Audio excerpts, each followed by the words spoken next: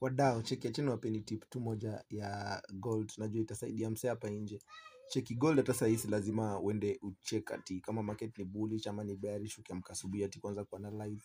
Just focus on the smaller time frame, and I mean the 15 minute and the 5 minutes. Unanipata?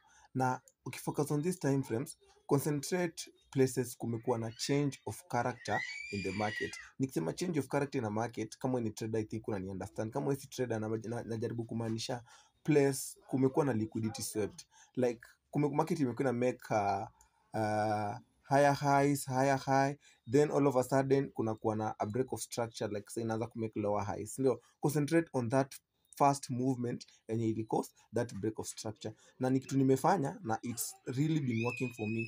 For example, nataka muangalie this zone, unaona hii zone. So market ilikuja ika consolidate hapa after being bearish for somewhere for a while, ika consolidate hapa, but this area ika cause a break of structure. Unanicheki, ndio maana hii line iko hapa. Market venye ilifika hapa, so market venye ilifika hapa, automatically I was expecting the market to come back here and sell. Unanipata? That's the market venye ilifika hapa hivi ili sell. Haya venye market ilikuwa inaanza kurudi hivi juu, kulikuwa na lower high ilikuwa imeformed hapa, so this lower high was broken. Unanipata?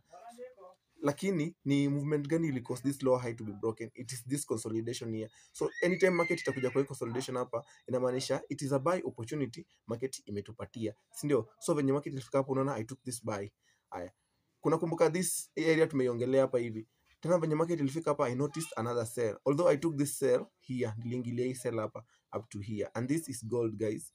Haya, this buy here, and ni the same thing too, repeatedly. And if you want to learn all this, you can just DM me. I'm very willingly to teach anyone who's ready to learn forex, man. You should be trading.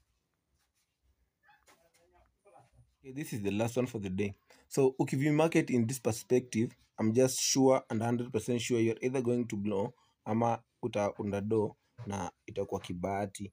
Lakini ukiview market to this perspective, I know you will know the reason why the market is doing what it's doing. Of late ijakuwa ikimove, unaona, it's just stuck. So the best thing for you as a trader, you just sit and relax, protect your capital at all cost.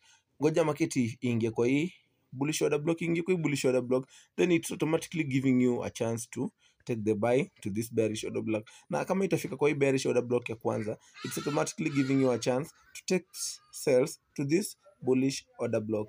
Tama mingi bila, pole tu, follow to these steps tu kidogo kidogo, na hivyo. So of late usina market inaweza ika consolidate hivi, unajua kesho ni NFP, so inaweza ika consolidate hivi tu mpaka kesho juu ikitafuta momentum ya hiyo yake.